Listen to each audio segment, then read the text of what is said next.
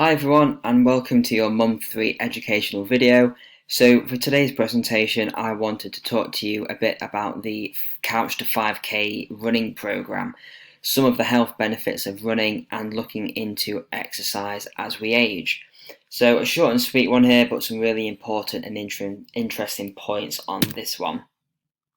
So the Couch to 5K, so this program was designed by the NHS to help tackle the growing health problems in the UK from high levels of inactivity, and I've got to say it's probably one of the best beginners exercise programs I've seen, mainly because it's actually a realistic program for complete beginners, which has been tried and tested on tens of thousands of completely new runners with great success. And the program itself is a 9-week program involving just 3 runs a week, in which by the end of the program you'll be able to run a 5 kilometre distance without stopping. And I've included in the week 1 breakdown just to show you how achievable it is. A brisk 5-minute walk, then alternate 1 minute of running to 1.5 minutes of walking for a total of 20 minutes. So, not easy for sure, but I'd challenge you in saying that it was impossible. This breakdown is a really nice starting point, and realistically speaking, exercise is never easy without sweat and sometimes even a few tears. But if you were to say it was impossible for yourself to complete, and of course the achievability does depend on your general health and medical history, this should get you the added motivation and incentive to give it your best shot, or seek out medical advice from your doctor to see if you're suitable to begin the Couch to 5K.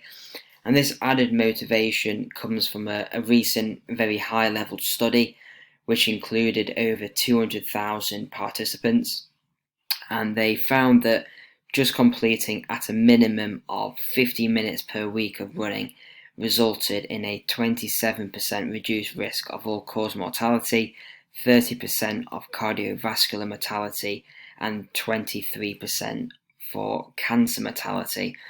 And these stats are pretty crazy, but it's not like we don't already know how insanely good for our bodies exercise is, even for these, sinister conditions. But now let's say, it's possible for you to be medically fit to do the Couch to 5K program, which in the vast majority of cases people are. If not, speak to your GP before starting. But maybe you've got some other physical problems. Maybe you've got arthritis, which is deterring you from doing high impact exercise because you feel it may, and sometimes does aggravate your arthritic joints. But actually, the scientific research evidence states that running is actually good for your knee joints, and it has a protective response against arthritis. Plus, it's completely safe and, advised to take part in impact exercise, so it's something that you don't want to avoid. But obviously, if you do suffer from arthritis, hitting the road straight away with no plan is quite clearly going to aggravate your symptoms, but it can be done safely in a slow progressive way, such as the slow and progressive program of the Couch to 5K program. And it may take you longer than the 9 weeks, which is initially set for, because you may need to repeat a week or two before you progress to the next level, but nevertheless it can still be done. And the rewards of doing it, should already stick in your mind, that 30% reduced risk of all-cause mortality, not to mention the additional benefits to your arthritis symptoms. But in terms of the science behind the impact exercise of running having a beneficial and protective response in our joints, well, our joints cartilage and arthritis can be seen in a similar way to a kitchen sponge. So this analogy may be a bit of a head scratcher, but stick with it. So unlike in other parts of our body, such as muscle, ligaments, or our skin, our cartilage, which lies between our joints, doesn't have any sort of blood or nerve supply. And this essentially means that our cartilage doesn't have a waste removal service. So generally our blood acts as this waste removal service for other parts of the body. And therefore our cartilage is quite prone to this increased waste around the joint, and that waste equates to damage, which leads to arthritis. Instead, though, our joint cartilage, instead of this waste removal service, which our other parts of the body rely on, our cartilage relies on the movement of water from synovial fluid, and synovial fluid is sort of the human joint equivalent of WD-40, and to move in and out of that joint to keep the cartilage clean and free of waste, similar to going back to that kitchen sponge. And so keeping to that sponge analogy, if a sponge is filled with dirty water and it's not squeezed out, the sponge will eventually get dirty and mouldy. Similarly, in the joint cartilage, if this water is not squeezed out of the joint, there's a buildup of water which is mucky and high in waste products. And it's this mucky water inside the joint which then causes damage to the joint cartilage, which worsens arthritis. So essentially, we need to squeeze this water out of the joint so that the mucky water is squeezed out and fresh water is drawn into the joint to help nourish and clean it. And we can achieve this by doing lots of weight-bearing exercise such as running, and completing strengthening exercises such as squats and lunges, just to name a few. As it's this weight-bearing activity which basically stresses the joints in the cartilage and aids in squeezing out this mucky water and replacing it with a clean, new, fresh water. So we know about the benefits of running for our general health when it comes to sort of mortality, maybe cancer, cardiovascular, and we know that having arthritis doesn't mean that we're unable to run, so coming to our joints. But what about our backs? So from our earlier presentations, we know that any form of exercise is a scientifically recommended form of back pain treatment. No particular form of exercise is superior. So running is definitely a great form of back pain exercise, but commonly running gets a bit of a hard time, mainly with the myths around it, such as it being damaging to our joints or causing arthritis, but also for how it can be bad for our backs. But really, all the evidence points towards inactivity being the absolute worst thing for our backs, and running has actually been found to be very beneficial. For example, running has been found to strengthen the discs in our back, so the intervertebral discs that are between sort of the bony points of our spine. Commonly when people have a disc herniation, for example, which may cause symptoms of sciatica, if we have a stronger disc, that's less likely to herniate. And so actually running can be a good preventative or protective strategy for that. And it really all stems down to that we are designed and we're born to run and move. We aren't designed to sit or be sedentary. And a bit of a boring slide here, but I think the points are so important, and these points act almost as a bit of a flow diagram. So if we start at the top, the evidence states that many adults 65 years and older spend on average 10 hours or more each day sitting or lying down, which makes them the most sedentary age group. And now think about your day, maybe an office-based worker. Are we ourselves that many hours off this most sedentary age group? Probably not too far off.